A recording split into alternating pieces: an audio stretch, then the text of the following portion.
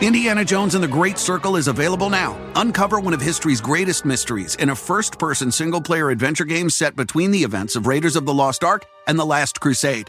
The year is 1937. Sinister forces are scouring the globe for the secret to an ancient power connected to the Great Circle, and only one person can stop them.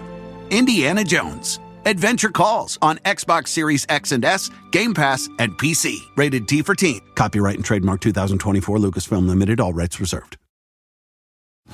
Now streaming on Hulu. This guy is an evil genius. He's the best serial killer that ever existed. He compared himself to Ted Bundy. The serial killer you don't know. Who is this guy? Pure evil. This is not just any killer. In his own words. Put my head right up to her ear and I said, you knew this was coming. The hit true crime series returns.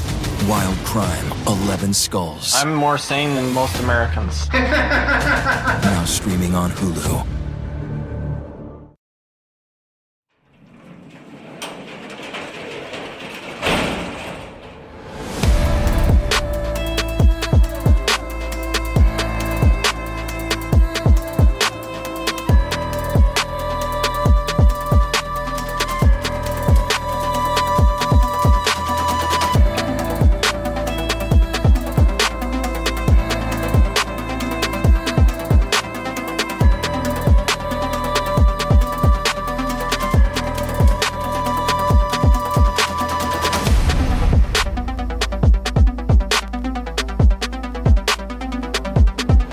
Welcome to True Crime Garage. Wherever you are, whatever you are doing, thanks for listening. I'm your host, Nick, and with me, as always, is a man who will be gifting at least one lucky individual an urban sombrero for Christmas this year. Here is the Captain. Some say I have a plethora of sombreros. It's good to be seen and good to see you. Thanks for listening. Thanks for telling a friend. Today, we are very cheerful to be featuring Holiday Cheer by the fine folks at Shiner. Shiner Holiday Cheer is one of my favorite holiday beers. Cheer is an amber-colored Old World Dunkelweizen brewed with Texas peaches and roasted pecans. Serve it cold, and not only will you be full of Holiday Cheer, but you will be craving another. ABV 5.4%, garage grade 4, and a quarter bottle caps out of 5. And here's a toast to some of our garage friends that shine bright. First up, a cheers to Leah from Owen Sound, Ontario, Canada. And a big we like to jib goes out to Maddie Bigelman from Hiram, Utah. Next up, we have a cheers to Tammy Jacobson from Duvall, Washington. And last but certainly not least, we have Megan in Ludington, Michigan. Everyone we just mentioned went to truecrimegarage.com and helped us out with this week's beer fund, which filled up the old garage fridge. And for that, we thank you. Yeah, BWERUN beer run for everything true crime. Check out truecrimegarage.com. While you're there, sign up on the mailing list so you can get some free promo codes. That's enough of the business. All right, everybody, gather around, grab a chair, grab a beer. Let's talk some true crime.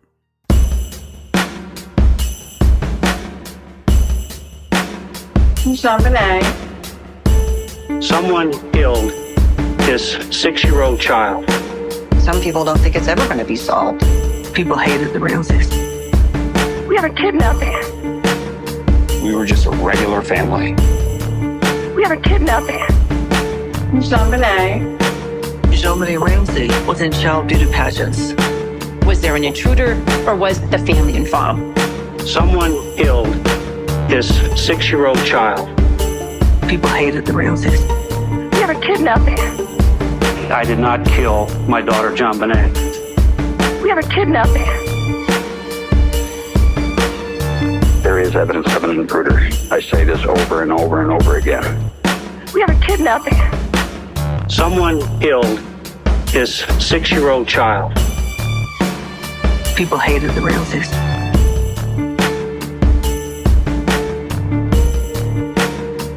About a week ago, a docu-series came out that a lot of people were talking about. It's got the people in a whirl trying to figure out what happened to poor JonBenet Ramsey many, many years ago. I believe we're at 27, 28 years now almost for this unsolved cold case. And I'm calling it a cold case because I don't know how much activity is actually happening outside of the media on this case. And I think that's fair to speculate because in this docu-series, it didn't seem like Boulder police wanted to be a part of the series, or at least add a comment or get involved. So the docu-series was called Cold Case: Who Killed JonBenet Ramsey? It's on Netflix. It's a 3-part series. It was a quick watch for me just because I'm fascinated by the case.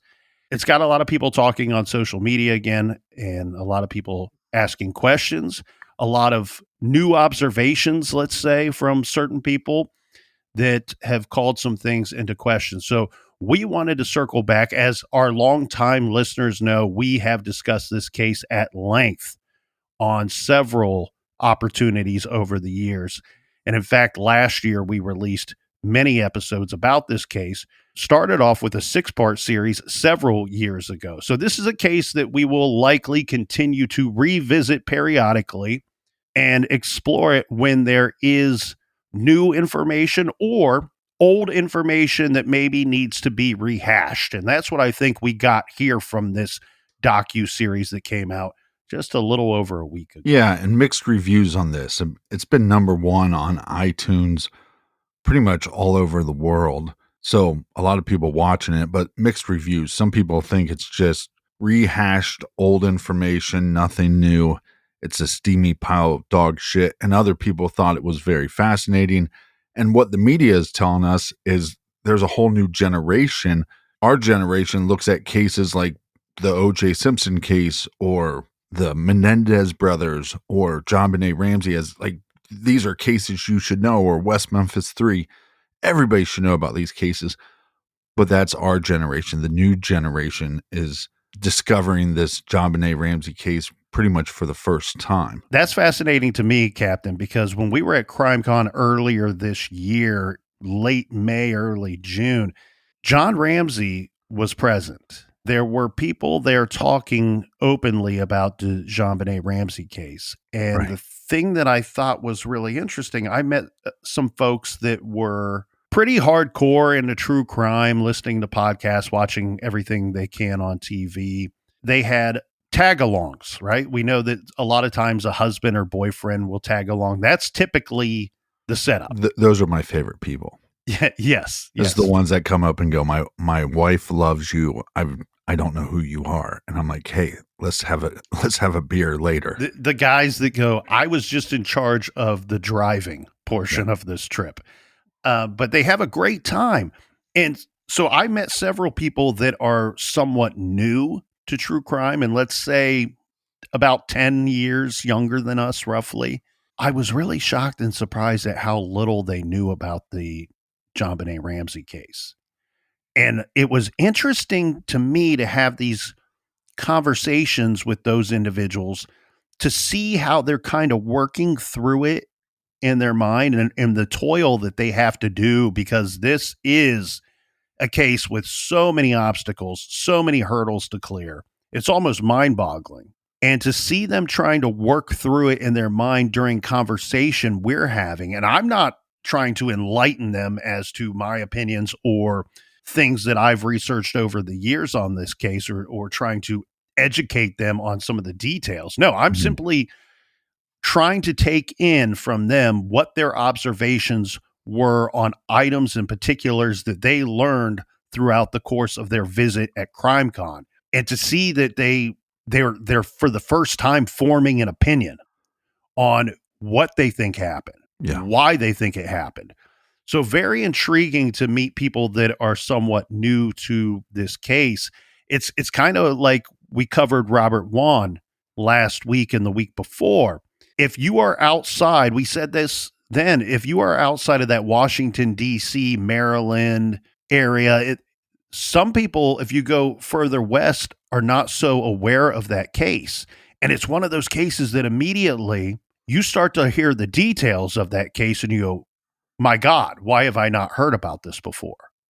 And if you have heard of the case and know some of the details, you go, yeah, I'm ready to buckle up one more time and revisit this case because it's so intriguing and there's so many avenues that you could go down with that case. And in ways, it's strange. We didn't plan this because we didn't know. We knew this docu-series was coming out, and I think some friends of mine let me know when they believe the release date was. But what we're seeing now, Captain, with some of the streaming services is they're not so amped up to really hype up and advertise and market a true crime story that they're about to release, because it's almost like they're afraid somebody else is going to get the jump on them if somebody else is working on one. So we're seeing this shift where the streaming services aren't so openly advertising for these documentaries and docuseries way down the line. It's only up until you get close here. So with this one coming out real quick, and we'll jump into this because we got a lot that I want to dig through and tear through here because there's so much meat on the bone.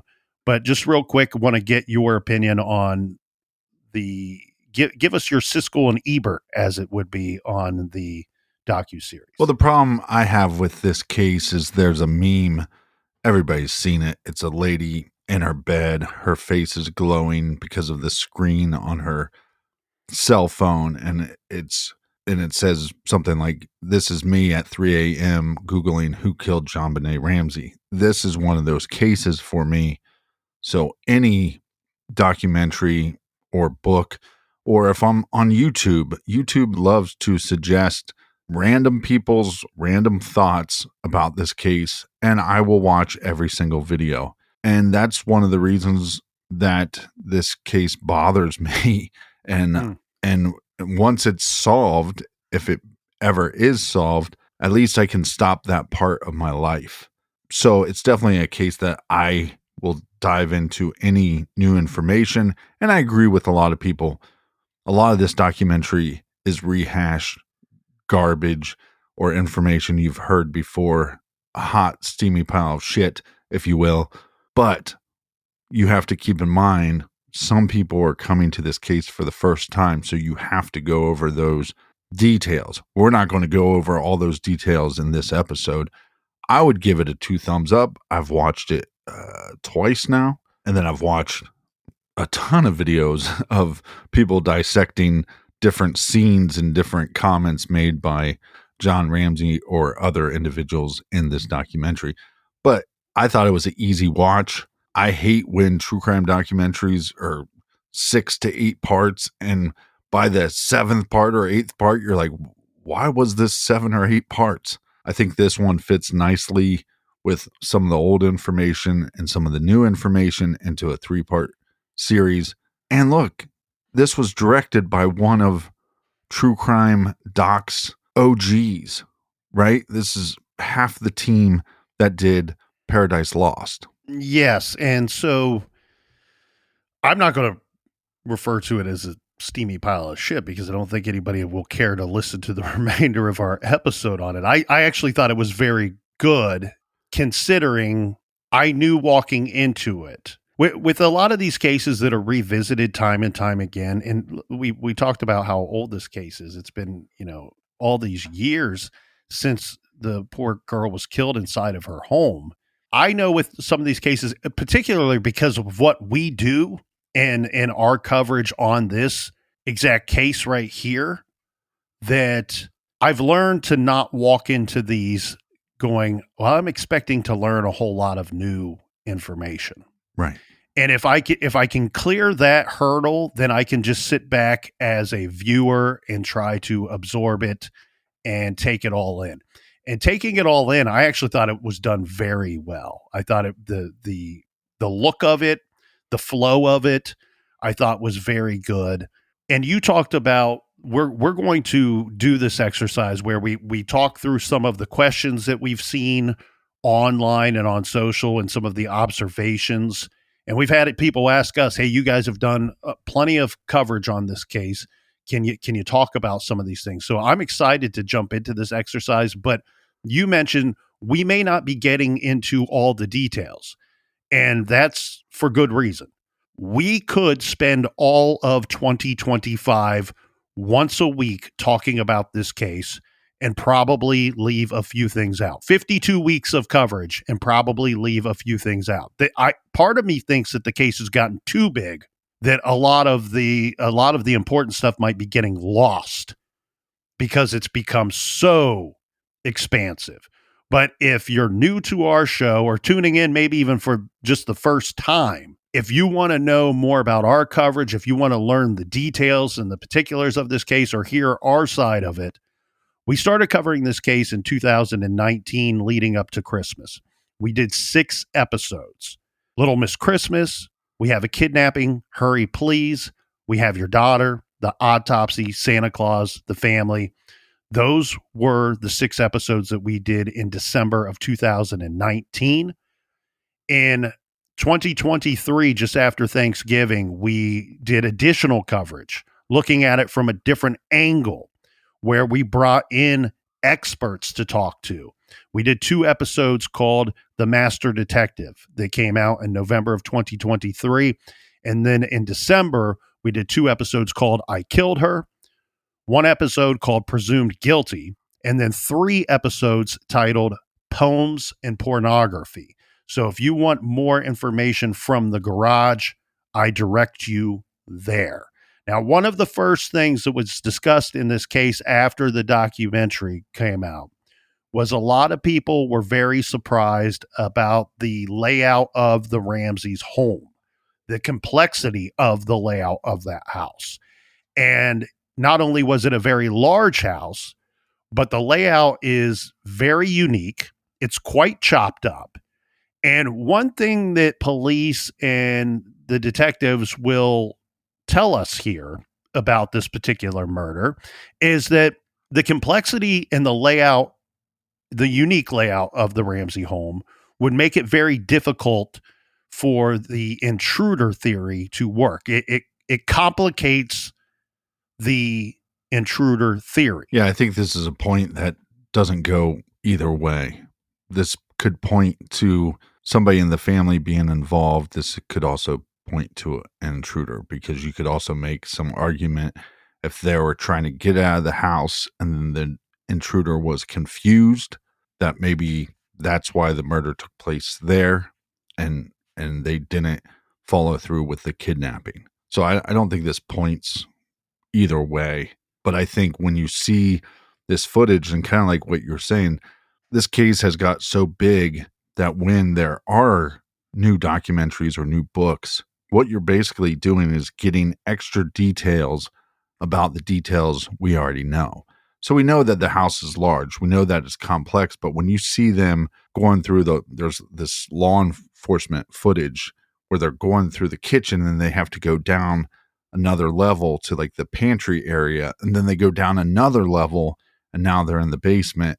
You start seeing pretty quickly how confusing this place would be to navigate, but you can also see the separation. And so if you're one to believe the intruder theory, you go, well, intruder wouldn't be that scared to enter a place like this because there's so many places to hide. There's so many places to go. There's so many places to take a victim. Yeah, so I worked building security as a security administrator for a high-rise property, a large property in downtown Columbus for over 3 years. And one thing that you do is you try to reverse engineer your property, right? You try to look at it not from how do I protect the property? You start looking at it as how would I as a bad guy get into this property? What's the compromises in our security here? And if I go that angle and look at this house, boy, I can't wait to get in there. That I'm telling you, man, this house is perfect for breaking into it. Now, breaking into it and committing a murder, breaking into it and taking a child for ransom, that's a whole different can of worms. But let's consider this. Okay, what are the complexities? Because what we are told here is that the complexity of this house actually would point to that someone within the home killed the girl, that there was not an intruder. And that is what has been outright said by police at times, and then also the picture that they like to paint for us, the seed that is planted for us. They don't directly say it, but they hint at it. So The complexities is it's like a 6,500 square foot home. That is gigantic. The thing here too is homes that have been built onto, and that is the case here. This is what's referred to as a Tudor home. Tudor style home. It was eventually added onto. When I look at homes that have been added onto, if they added a wing here or a room there or changed the garage into something and then added a garage over here, to me, I always liken that to like a quilt rather than a blanket, right? Like a blanket looks like one complete piece of work. Where with a quilt, you can kind of see how they added on. It's even obvious how they added on as you go. But 6,500 square feet, that is complicated. And it's cut up, right? This house is cut up on every floor. But one thing we need to keep in mind here is if you're telling me that the home is complicated and that points to the Ramseys as being guilty, who's to say that the intruder isn't somebody that had been in the home before? Who's to say that the intruder didn't have some prior knowledge of the house before going into the house? Whether the intruder had prior knowledge or not, what I can see from the street view is I can see that it's surrounded by a large fence. That's problematic for my operation. But what I can see immediately is I want to get to the backyard. And I know that I have an alleyway. I know that if I can get to that backyard, I have some things working on my side as the potential intruder or intruders. So if you go down to the one thing that's complicated for an intruder that has no prior knowledge of the home, that hasn't been into the home before or had discussions with people that have been in the home before, from the street view, Captain, I cannot tell that this home has a basement. I would assume that it did. I am looking at the home and I believe there's a possible third floor, but I can't confirm that by the street view. But I don't think it'd be that hard for any individual to go inside a house, even if it's a large house, and within, 10 minutes, 20 minutes of touring the house by yourself, you're going to kind of get a lay of the land. You're going to have an understanding of the house pretty quickly. I wouldn't say within minutes. I mean, maybe for a smarter person than but this is where I do agree with the Boulder police detectives. Every floor is cut up so much. There's a basement, there's a ground level, second floor, third level. The parents are sleeping on the third floor, or at least we are told that's where what is going on that night. The problem becomes here, if you go to the basement, it's cut up into 1, 2, 3, 4, 5. 5 rooms plus 2 crawl spaces plus 1, 2, 3, 4, 5. 5 closets and a staircase. Now, where it gets even more complicated is when you go to the ground level, the second floor, and the third floor. There's multiple staircases inside this home. That is different from many homes. So when you get to the ground level, you have one staircase that goes to the second floor. You have one staircase that goes to the second and then the third floor. So meaning if you are on the second floor, you can't take both staircases to get to the third floor and to the first floor. There's one staircase that only goes from floor 1 to 2. And there's one staircase that only goes from floors 2 to 3. Mm-hmm. So the staircases in part are complicated. But if I'm looking to compromise the security of this home, the broken window that is discussed in the documentary and has been discussed at length on anytime this case is talked about, the broken window at the rear of the home, that is exactly where I would break into this house. So you have in the basement, you have 7 windows that you could potentially access this home. If you are out there, look, order a security system from Simply Safe and secure your home. Okay. You can do that yourself. And it's in my opinion, my humble garage opinion, the best security system out there. Now, other security systems, a lot of them are going to send a person out to your house. And they're going to sell you equipment. They're going to tell you what you should be concerned about, Mr. Civilian, who you don't know anything.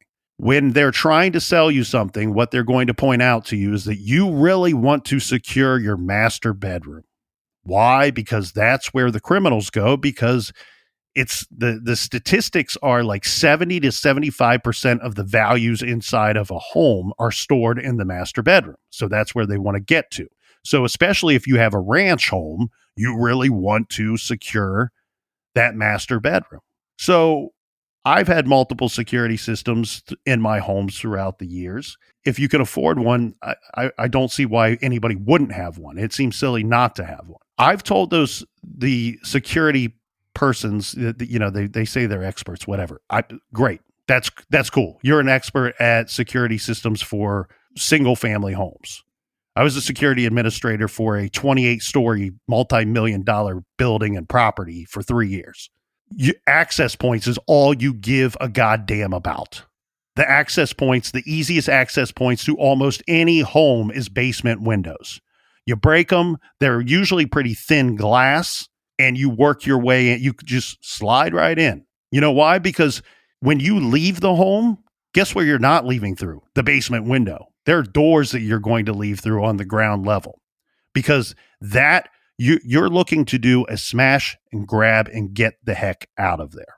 Now, what's interesting to me here is if there were an intruder, there are so many doors and windows in this home, you could say that this guy, this person or persons could have come in anywhere. But what we do know is that there was a broken window, there was an open window, and then later Lou Smith, who works the case, says this grate was lifted up and the person climbed right down through the grate, and there were 3 windows right there.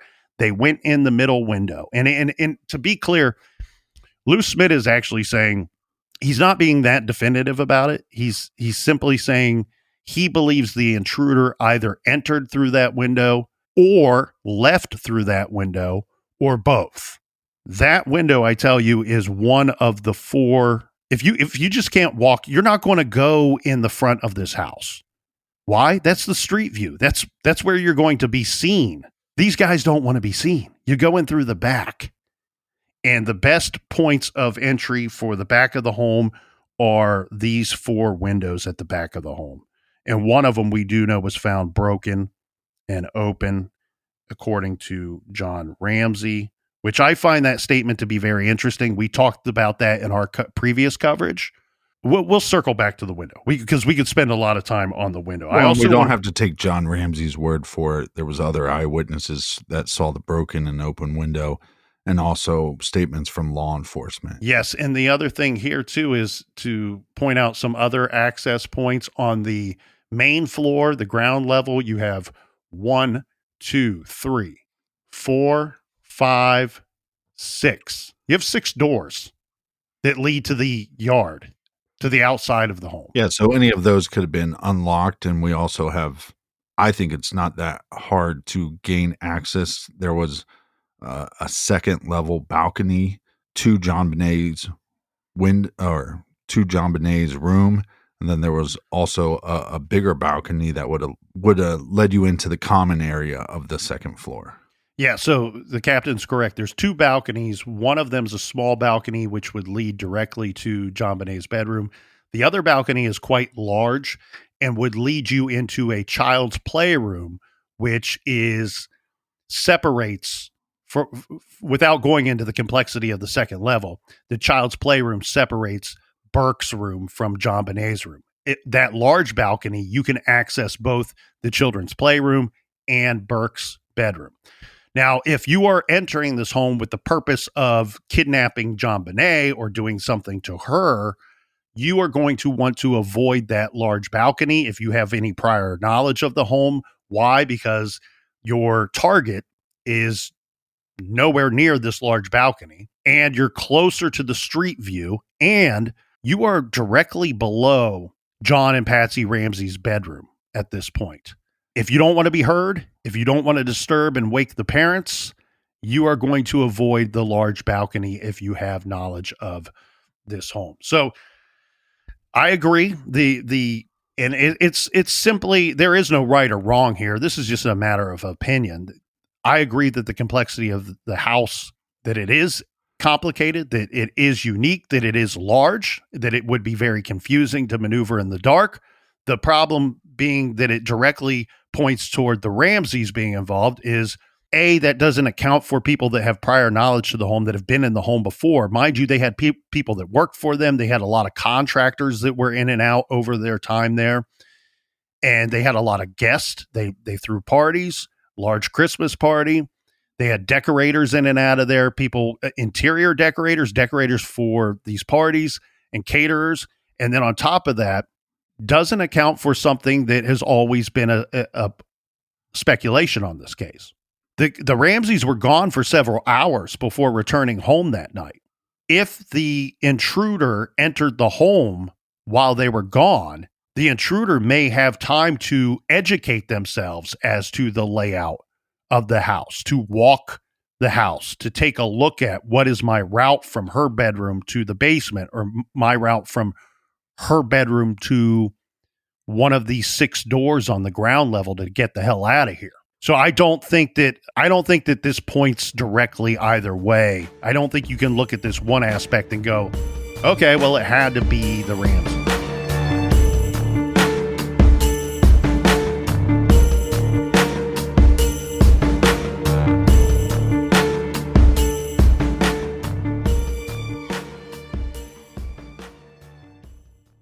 I love giving gifts and I love getting gifts.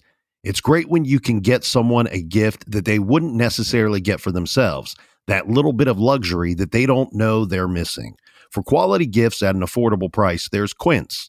Quince lets you treat your loved ones and yourself to everyday luxury at an affordable price. From 14-karat gold jewelry to Italian leather handbags, all Quince items are priced 50 to 80% less than similar brands. I love shopping for the holidays at quince.com. Are you looking for some gift ideas? Quince.com has candles, slippers, hats, scarves, sweaters, and cashmere. Give the gift of luxury at a great affordable price with quince.com. Gift luxury this holiday season without the luxury price tag. Go to quince.com/garage for 365-day returns plus free shipping on your order. That's QUINCE.com/garage to get free shipping and 365-day returns. Quince.com/garage. This show is sponsored by BetterHelp. I love hoodie season. I love cozy season. How do you stay cozy during the winter months? For some of us, we wrap up in a blanket with our favorite beverage, watching a movie or a true crime doc with the family, or by ourselves is the best way to spend the month of December. Therapy is a great way to bring yourself some comfort that never goes away, even when seasons change. If you're thinking of starting therapy, give BetterHelp a try. It's entirely online, designed to be convenient, flexible, and suited to your schedule. Just fill out a brief questionnaire to get matched with a licensed therapist and switch therapists anytime for no additional charge. I love BetterHelp. It's kept my mental cozy all season.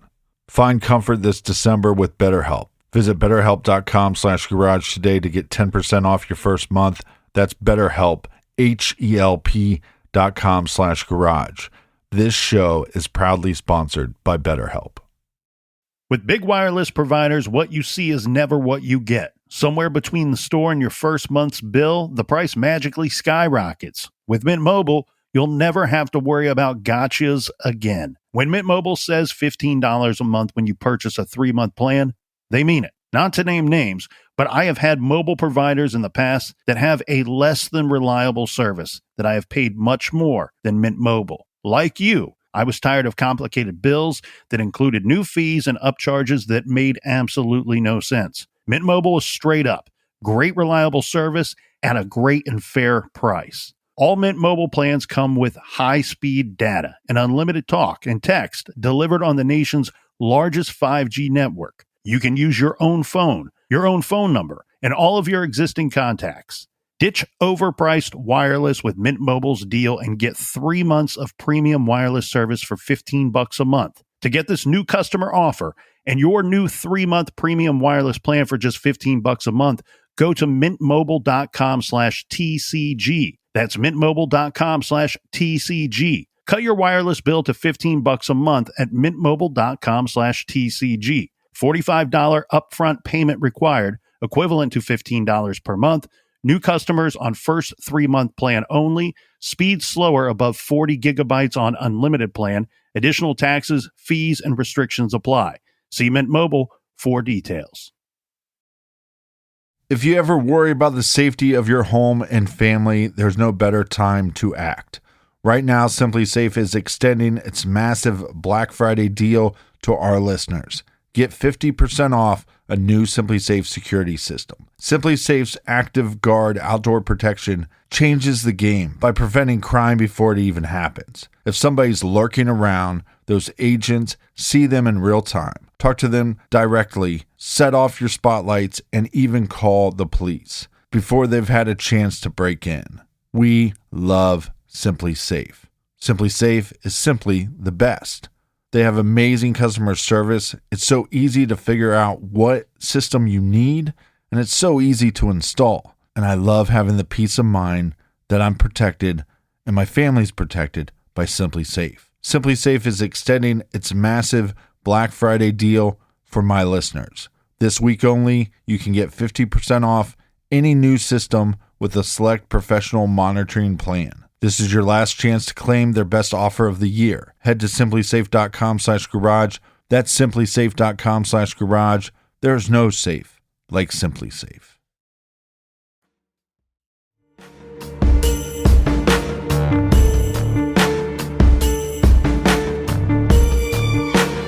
All right, we are back. Cheers, mates.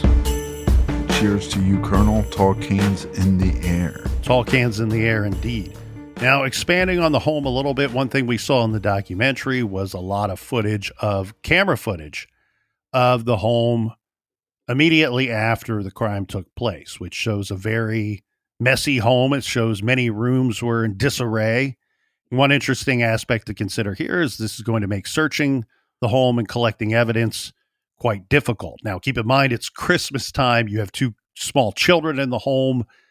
I would expect to find the home in disarray. Yeah, I think some of the rooms were organized and to put on a show for people. And then I think there's other rooms, like when they get into the basement, you can see that these rooms have not been cleaned or organized for a long time. Again, this is what makes it hard, because if you're going through the house and law enforcement is telling you, which was a mistake, to tell the family, go through the house, let us know if there's anything out of order, if there's something that's there that shouldn't be there, or something that's missing. Well, when your house is a mess, it's hard to know what should be there and what shouldn't be there.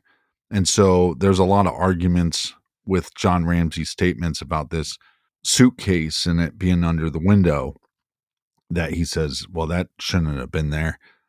I just question, did they know what should have been there and what shouldn't have been there? The other problem is collecting evidence. And there's a lot of people that claim there is no evidence of an intruder. Well, again, if you have something that was left by the intruder, but we don't have a clear understanding of where that item came from, and this is a clear understanding of the people that lived in the house, then this is going to make it way more complicated for law enforcement. The interesting thing here, and this is something that's been talked about for many, many years, is it also makes it difficult to figure out what items belong to the Ramseys and what didn't, because it didn't seem like, with some items in particular, if they seem a bit clueless if that item was something that belonged to them or not. Yeah. And I'm with you on the suitcase. It's like, okay, so the suitcase is not where it should be, but that's the kids' like play area, for a lack of better term. Did the kids play with that suitcase and move it? Right. I've seen small children play with empty boxes. So anything is a toy when you're at a certain age and you have a designated play area. So, well, and there was an interview with John Ramsey where he was saying, looking back on this 27 years later, he isn't confident that that's even their suitcase. So, and some people go, what do you mean you're not confident about this? Well, you have to remember, one, his age. He's in his 80s, and it was 27 years ago. And I think we have this belief that because his child was murdered, that he would know every single detail and that he would have read every single book. And that's just not true. And so there's probably some armchair detectives out there that have a better knowledge and better understanding of the details in this case than John Ramsey himself. But he might have been listening to our podcast, because I think both of us lean towards the idea, if there was an intruder, that the intruder entered the house when they're away at the dinner party.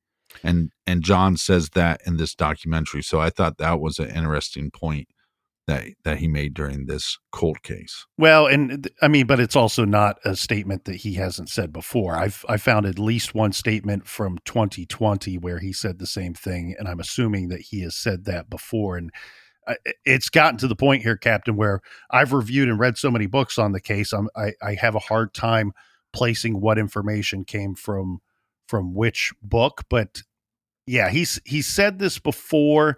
But in regard to the suitcase, think about it in this way. What did he say about the window? Oh, I broke it in the summertime so I could get into the home. I had locked myself out. I broke that window and I climbed in. I thought it was fixed, but maybe I was wrong.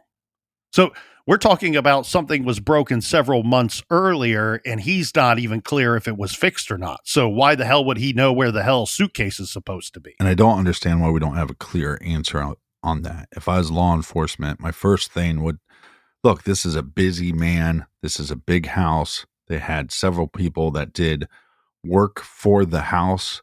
Let's figure out if the window was fixed or not. Because if the window was fixed and now it's broken, well, that's evidence of an intruder.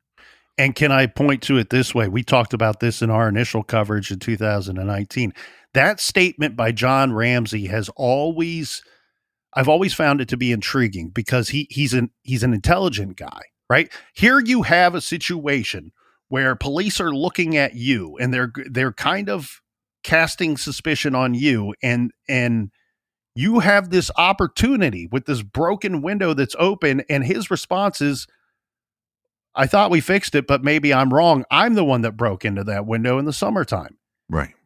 He had an opportunity there, if he was trying to cover something up, to say, well, guys, come on, look at this broken window. Of course we know what's going. No, he doesn't say that. He's like, I'm pretty sure we fixed that window. And I think that's evidence that somebody could point to the fact that John Ramsey wasn't trying to cover something up. But a couple of things that were found in the home. There was a rope that was found in the spare bedroom. Now, we don't know where that rope came from. Now, a lot of people go, well, rope found in a spare bedroom, that's evidence of an intruder. Also, what was happening at the time was there was a lot of decorations, Christmas decorations, to this house. So then that makes me wonder, was there somebody that was paid to set up these decorations? And was this an item that they were going to use for decorations and they just left it in the spare bedroom? Because like we said, the house is big, it's complex. Did somebody just leave it behind? The Ramseys say, we don't know where this rope came from. But again, how many people were working in your house? What items were brought into your house? But we do know that the paintbrush was found in the home. And then we have a baseball bat that was found in the backyard. And then we have a mag flashlight that was found in the house. But when people talk about, well, the bat might have been used because we know that JonBenet had blunt force trauma to her head. So is it caused by this bat, or was it caused by this mag flashlight? Neither one of those had any evidence that they were used in the crime. They found none of JonBenet's blood on those items, I believe, is what we're saying here. So I want to be perfectly honest. I'm not going to have some definitive answers on some of these items because it's been reported differently, and frankly, I think reported by some what I believe to be pretty good sources here. As for the flashlight, There are sources that state that that flashlight belonged to the Ramseys, and it appears to be at a place because it was found in the kitchen, correct?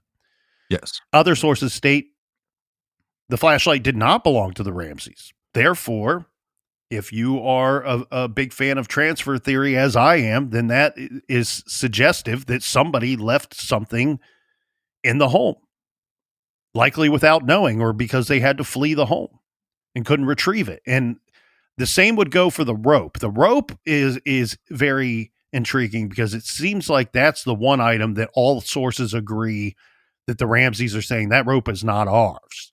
At least there appears to be some confirmation of that. I'm not going to say that the Boulder police detectives are confirming that, but I'll say that at least multiple sources are confirming that that rope did not belong to them. Could it have been left by decorators or somebody else? Contractor? Possible. The bat, same as the damn flashlight. You go to multiple sources, different books, different news outlets, and it's all over the shop. That bat belonged to the Ramseys, didn't belong to the Ramseys, or it's uncertain who it belonged to. And at least one other source I found was that Lou Smith in his investigation was very intrigued by the bat found in the backyard of the Ramsey home. Also a bat that was found by police shortly after the crime in a neighboring backyard. Could that bat have just simply belonged to the neighbors? Possibly. But that bat, as far as I understand, in the neighbor yard is same as the bat found in the Ramsey's backyard. Unconfirmed of who exactly it belonged to. Other item would be black duct tape that was used. Well, let me address the paintbrush, because it's my understanding that the paintbrush belonged or is believed to have come from Patsy's paint kit. Yeah, we know that item was found in the house. Yes. And so, but that paintbrush that was used on JonBenet was believed, and I haven't found one source to say otherwise, that paintbrush didn't belong to the Ramseys. Right. Again, okay. That was an item that was found in the house. So we have this paintbrush that they're using to create a garrote. They use this special type of cord. That cord was not found. We didn't find a spool of that cord somewhere else in the house. And then black. And to be clear, the cord is different than the rope, just for persons new to right. it. So the cord used for the strangulation, we don't have a bundle of it somewhere else in the house. So we believe that cord came from outside the house.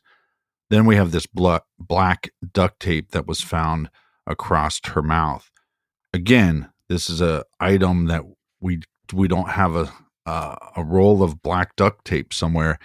And this is what kind of drove me nuts just a little bit. They keep showing this duct tape.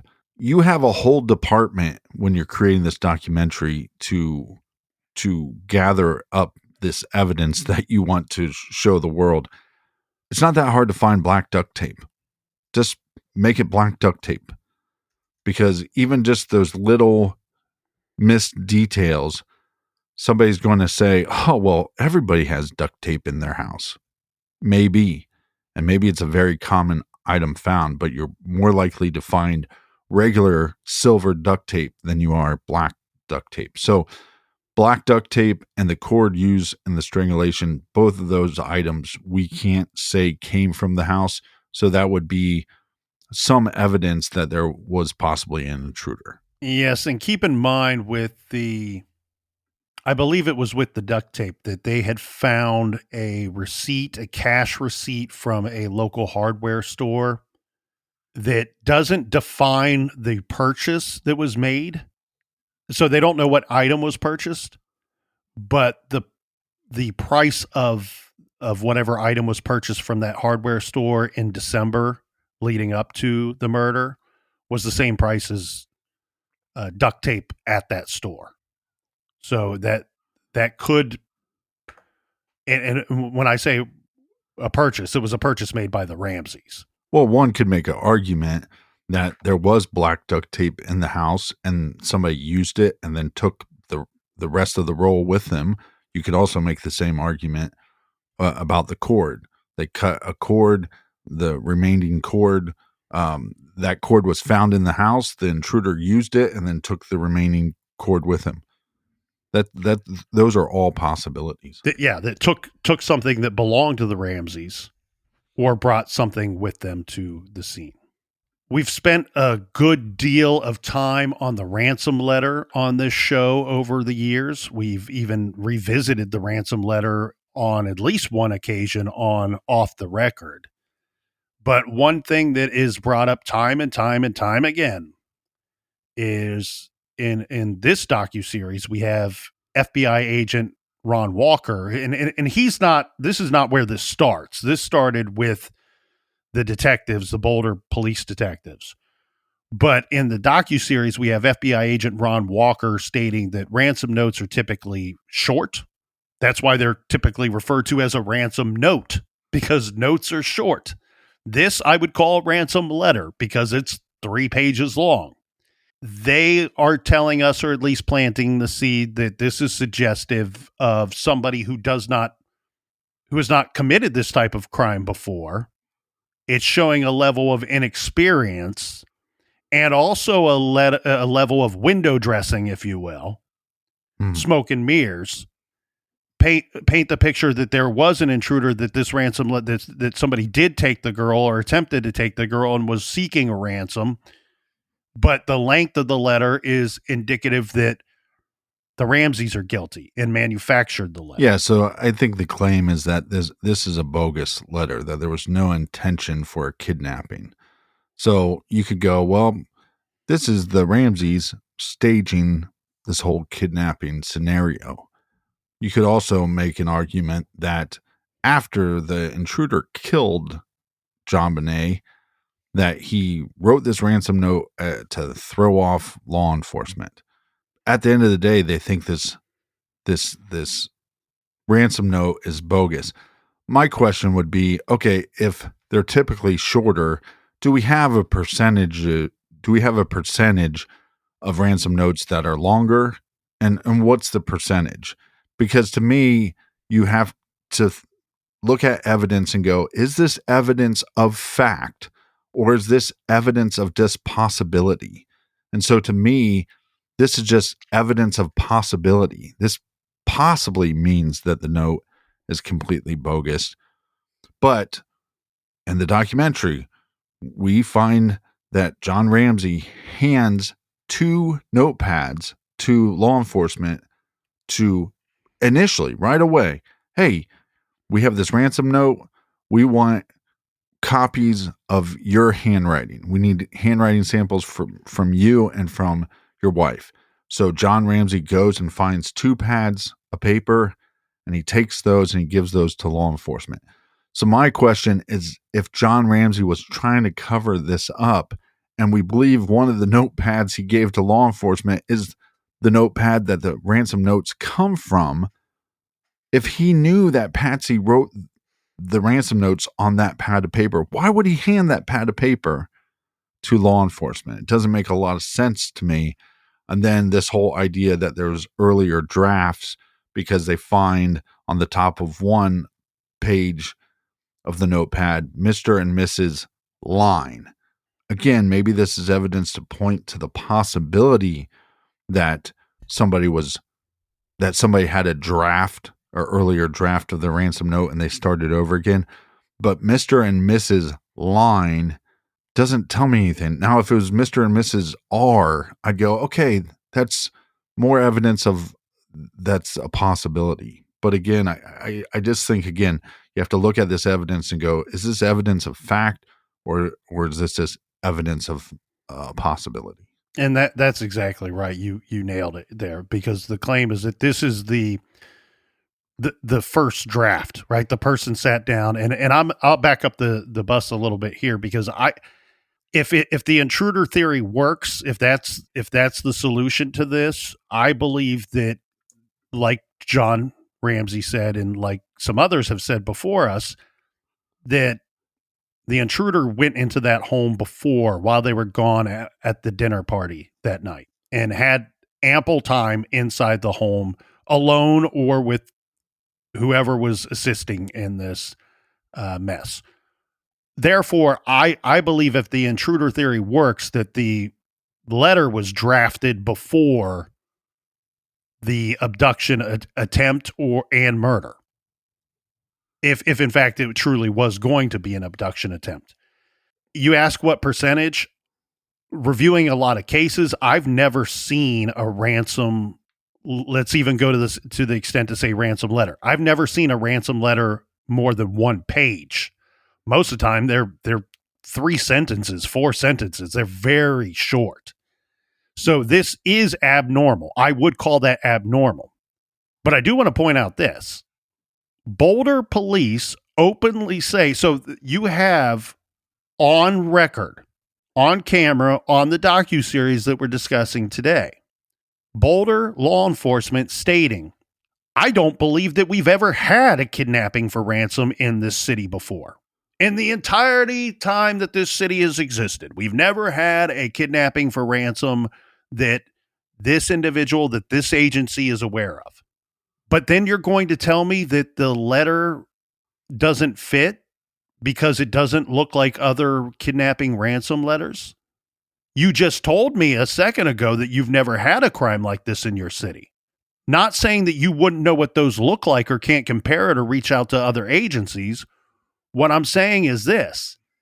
Regardless, if it were to be a kidnapping for ransom or painted to be that way by somebody other than the Ramseys, you are openly saying you've never had a crime like this. So don't try to wedge it into a little cookie cutter business of what it's supposed to look like. You've just told me this case is unique. I would expect if this case is unique that there are unique aspects and evidence in this case. I can only speculate what I think I would do if I was law enforcement, but there is a thing called holdback information. And this ransom note, to me, is holdback information. This note would have never been leaked. I would never have anybody in the public. It'd be 27 years later, and people would be going, there's a ransom note or letter. And maybe law enforcement says, well, it's a little bit longer than a normal ransom note.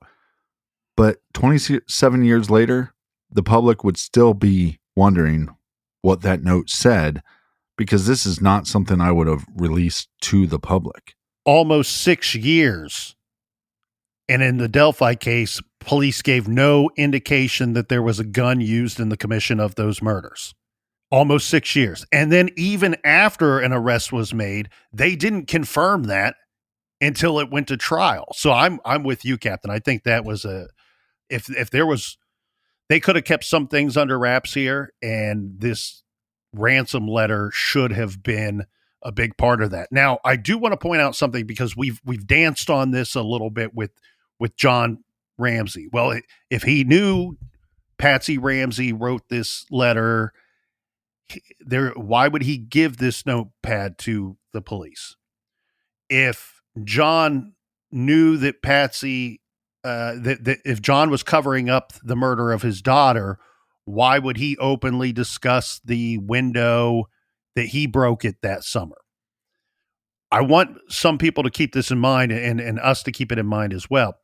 Steve Thomas, who was one of the lead investigators on this case, and while I may not agree with his hypothesis, as he likes to call it, on what happened there that night, his book is very good. I've read it several times. I recommend it to everybody, regardless of what theory you think is correct.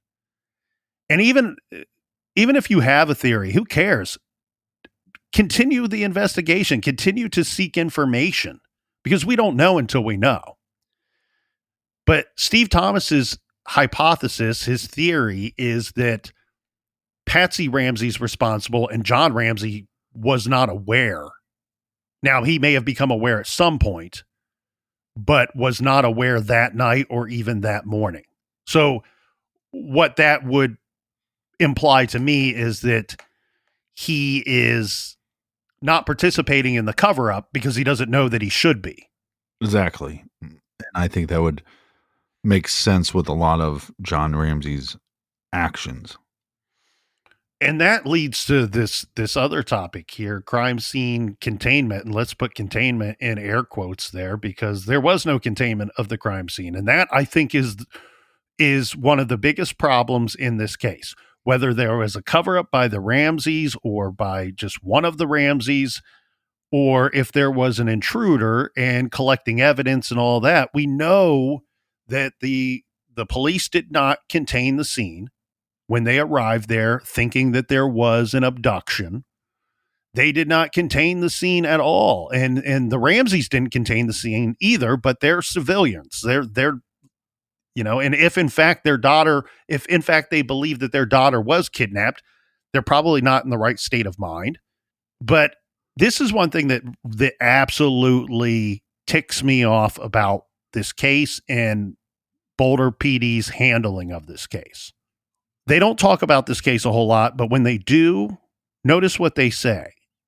Really police their words.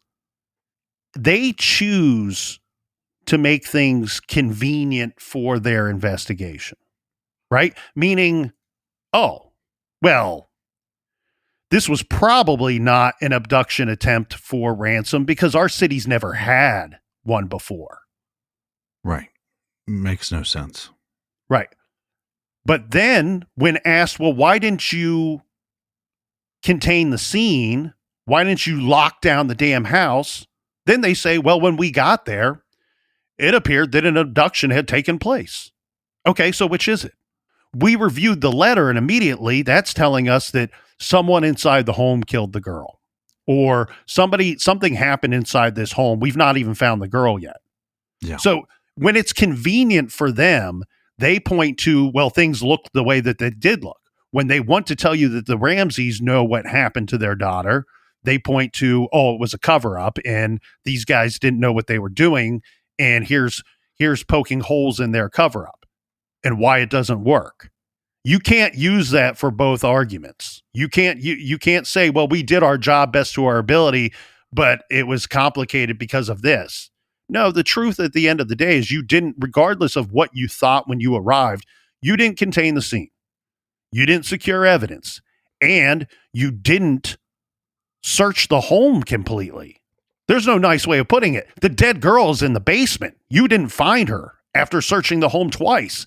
And in the docu-series, when Patsy Ramsey says, and of course this is old video footage, she's saying while we were there waiting for the phone call or waiting for contact from the kidnappers, I asked the police, well, what are you doing outside of this home? Did you shut down any of the roads? Are you searching the airport? And it sarcastically in my head, when I'm watching that part of this docuseries, I said to myself, pretending to be the officer responding to her question, well, no, ma'am, we're not searching the airport. Hell, we've not even fully searched your home yet.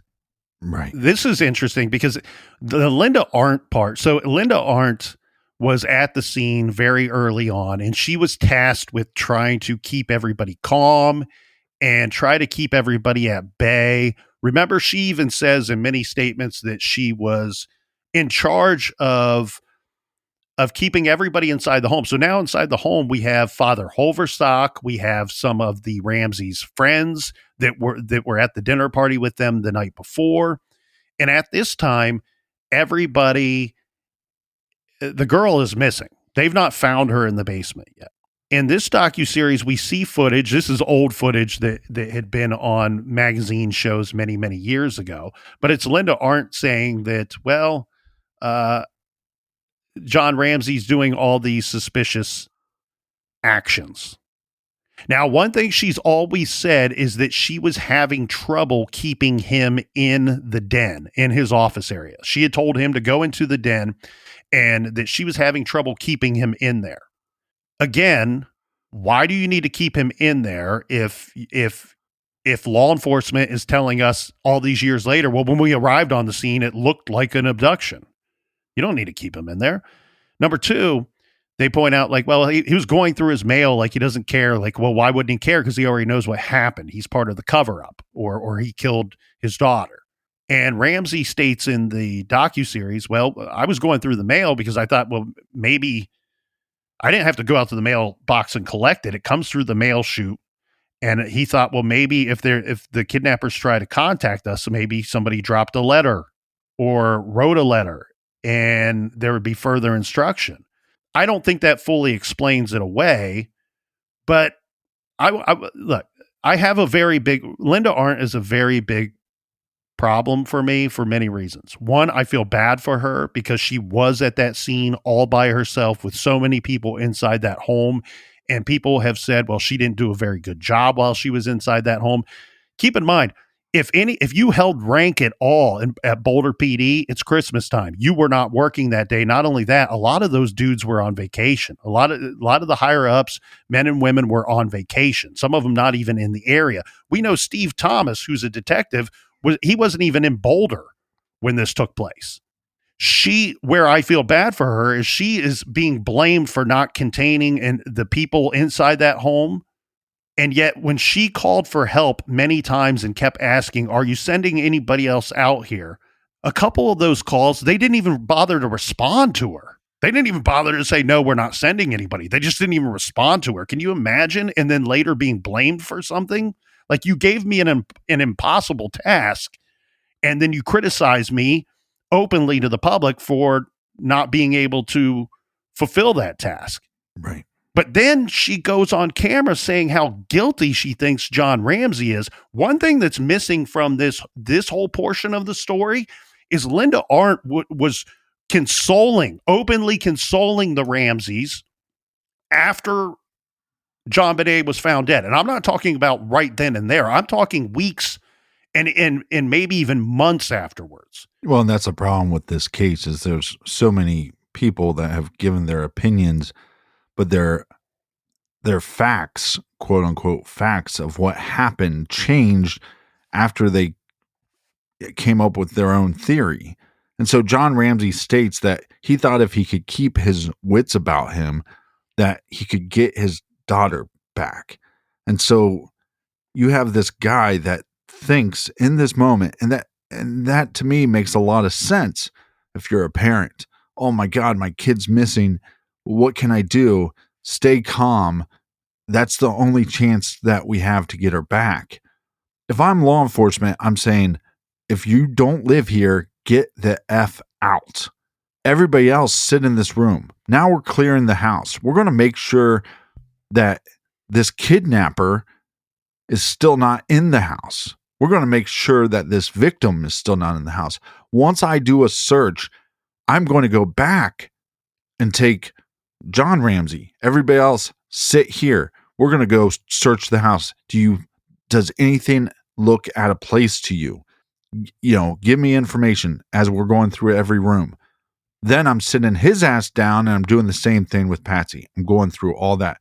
Again, I'm trying to contain the situation because what they had was the worst thing happen is a parent to find the victim and then contaminate the scene even more. Linda Arndt, look, you want to talk about, she is assuming somebody's demeanor. She's assuming somebody's actions as strange. This is not evidence. This is just somebody's opinion. Again, like you said, I think you could argue that her opinion changed completely. And this was, hey, if I say I exchanged looks with John Ramsey and he let me know that he was the killer, this makes a better story and maybe I could make some money off of it because obviously I'm awful at my fucking job. And so then just watch her interview and tell me what you think of her demeanor. Just watch her interview. Tell me what you think about her actions. I mean, out of all the people that I've watched interview, and some of those were serial killers, she comes off like the craziest person I think I've ever seen interviewed. So I just think, and maybe one could argue that she feels like she did mess up and that she was getting shit on by people for messing up. So this is her excuse on why that happened. But she also moved the victim. She made so many mistakes. And I think this was her way to try to distance herself from the mistakes that she made instead of just owning up to them. Again, I have a big problem with an officer. Technically, she was a detective at this time, calling for help and asking, "Are you sending anybody else?" And that they not even getting an answer. I mean, come on, right? But it's a huge mistake to then tell the biggest father to go check the house again with no law enforcement present with him. The biggest advantage that law enforcement has over criminals is that they're the manpower, the people power, the resources, the communication, that you can team up and gang up on a situation so you can control a situation. Here they put her out there and just let her drown, basically. And then, but look, I'll try to give her the benefit of the doubt. Maybe she's doing good detective work and consoling. The problem I have is that her consoling the Ramseys later, days and weeks after the murder, but in the moment saying to herself, "Oh, I knew right then that John Ramsey killed his daughter." Well, then why are you consoling them? Well, maybe that's good detective work and she's trying to be a friend and thinks that maybe she can get some information from them later. So I'll give her the benefit of the doubt there. But then when you complain later that you can't control John Ramsey and keep him in the den, and then you send him off on searching the house, well, that seems counterintuitive to what your initial goal was of keeping him in the office. Right. I mean, a lot of her story just doesn't make any sense. And what do we learn from this docu-series? We learned that many law enforcement agents that were not directly involved in the case were hearing the parents are responsible.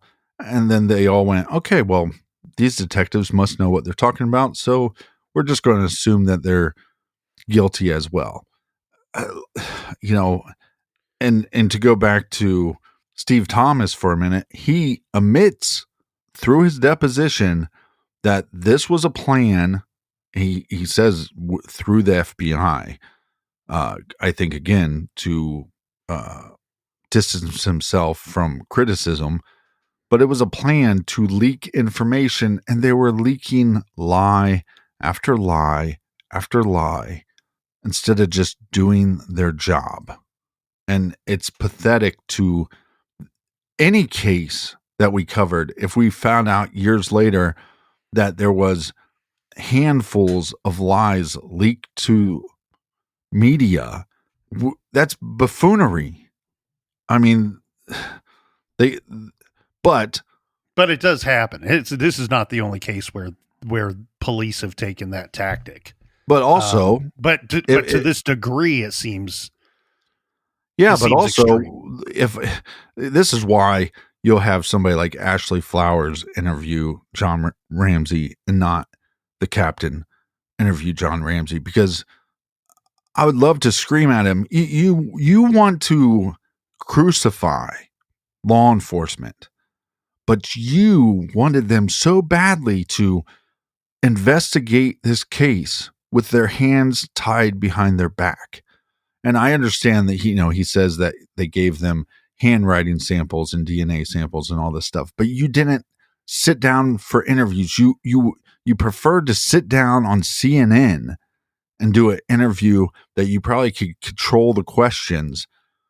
And if you would have just, and I get that there's this idea that, well, they're looking at us for this crime. That's the only people they're looking at. But some of that comes from not being cooperative with law enforcement.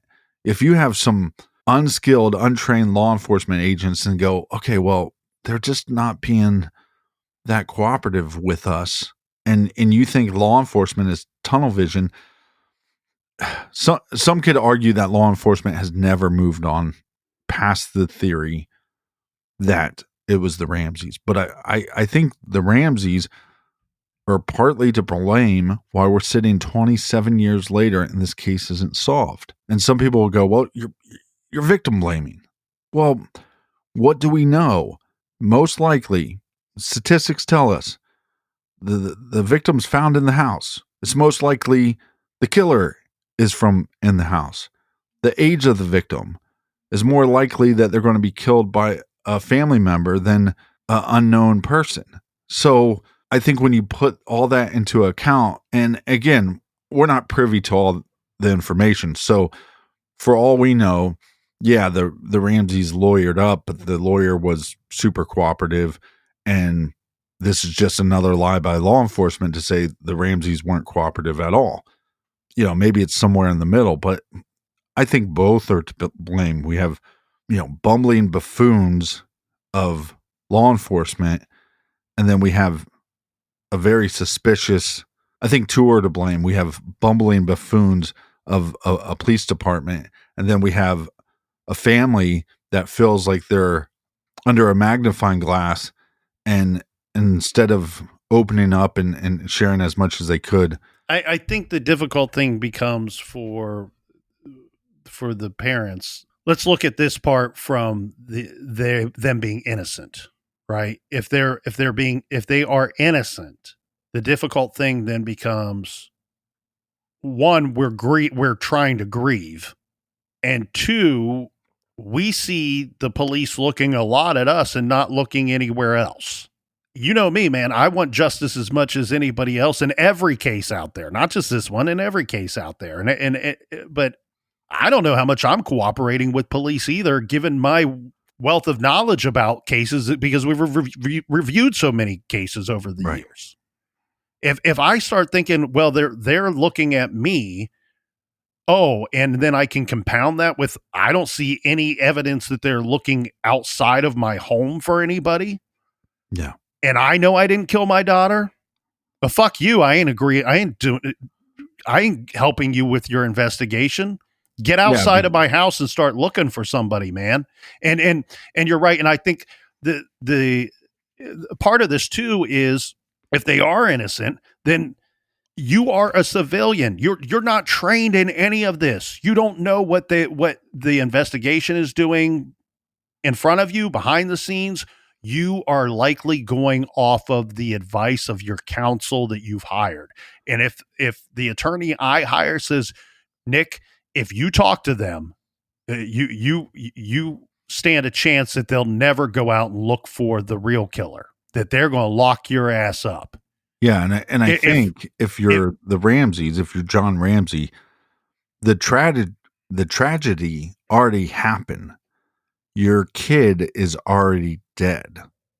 So maybe they don't solve the case, but a bigger tragedy would be for the blame to be put on one of us or both of us. And again, we have other children that we have to be responsible for. So I get why they did it, but I think it's a part of the equation of why it's not solved after 27 years. And then Boulder comes out in the last week or so and makes these statements about the case and what they're working on, and claims, hey, we made a lot of mistakes and we got to take ownership of that. That's easy to do when you're the new person on the case, is to say, well, we made a lot of mistakes and we're going to take ownership of those mistakes that I didn't make, but other people made. But even John Ramsey's response to that was, I need to know what they're doing. I need to know details. And if you tell me those details and you give me this information, I'll shut up and I'll let you just do your job. But until then, I'm not going to shut up. And you want to say, well, John Ramsey, that's not how this works. They don't have to give you all the information of what they're doing and why they're doing it. It's an open investigation for a reason. Exactly. So I do think that is kind of telling of how John Ramsey views this. And again, I mean, there could be just a ton of frustration from his end, but. And I want to be clear. I want to be clear here, because sometimes people hear things that we're not saying, and sometimes that's our fault, but mostly my fault.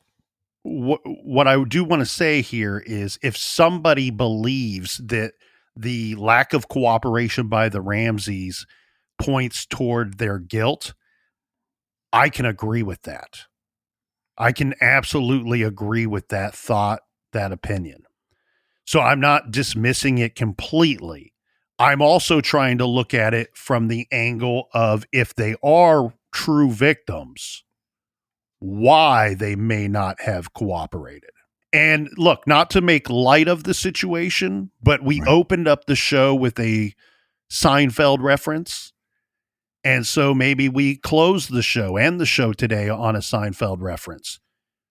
Anybody that's watched that show, remember the Jackie Childs Cosmo Kramer relationship. Jackie Childs was the fictional lawyer on that show. And on multiple occasions, he got involved with Kramer, who was suing a big business. And Kramer always mucked up the situation because he would make a decision on his own without his attorney. He would make a decision or agree to something with this big company or a settlement with the large company without the counsel that he seeked out and hired to represent him. And what was Jackie Childs' response every time was, who told you to talk to them? Did I tell you to talk to them? Why did you talk to them? And he always messed up their case. And I don't know. I'm not trying to make light of the situation, but that I think is kind of a funny way to really point out, well, if in this situation, if the Ramseys who did hire attorneys tell them, do not talk to them without us present or without us controlling the situation, you might want to follow that. You're paying for that advice. You might want to follow that advice.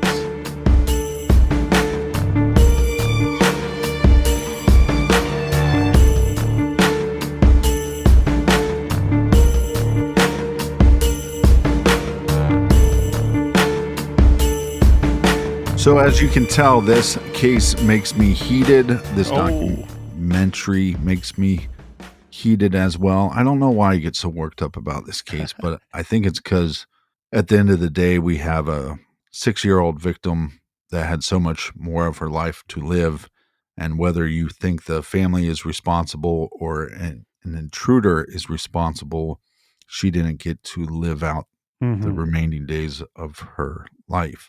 We're going to talk more about this because we have a whole list of points still left to get to. So we're going to get to those on Off the Record. So for those that are fascinated by the JonBenet Ramsey case, join us for part 2 and possibly part 3 on Off the Record. And if this is just a case that you're tired of, I get that sentiment as well. Not every case is not for every person. And I will go ahead and say shame on you, Captain, for getting so worked up during this episode. I was able to stay calm the entire time. Yes, no F-bombs dropped. Nothing at all on my part. So I don't know why you can't conduct yourself in a more professional manner. But no, look, if you're sick of this case, of course, you're just not interested anymore. I get it. But for the rest of us that are very interested in this case, and as you can tell, the captain and I are extremely, if you have a heartbeat, man, it's hard not to get all worked up about this case. It's incredibly frustrating. It's very frustrating that it's not been solved. And it's easy to get angry that at the investigation itself and that it's dragged on. And so we apologize to everybody out there for getting worked up, but guess what? We got heartbeats here. We got big hearts, and it's that time of year again. Big hearts and big farts. That's right. So if you are already a subscriber, make sure you check out Off the Record, where we will continue the conversation. If you're not a subscriber, consider it. It's available on Apple subscription and also on Patreon. We want to thank everybody for listening to us scream and yell at the walls here today. Wherever you are, we hope you're happy and safe, enjoying life. And if you haven't checked out the docu-series yet, make sure you check that out. And until next time, be good, be kind, and don't let it.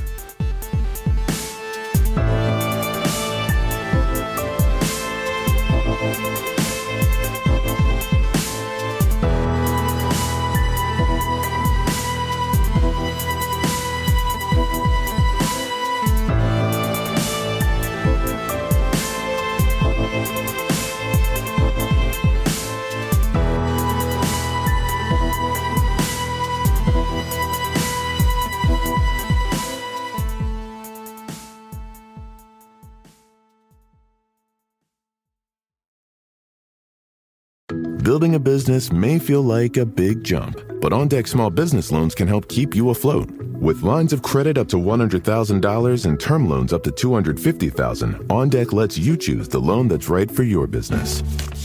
As a top-rated online small business lender, OnDeck's team of loan advisors can help you find the right business loan to fit your needs. Visit OnDeck.com for more information. Depending on certain loan attributes, your business loan may be issued by OnDeck or Celtic Bank. OnDeck does not lend in North Dakota. All loans and amounts subject to lender approval.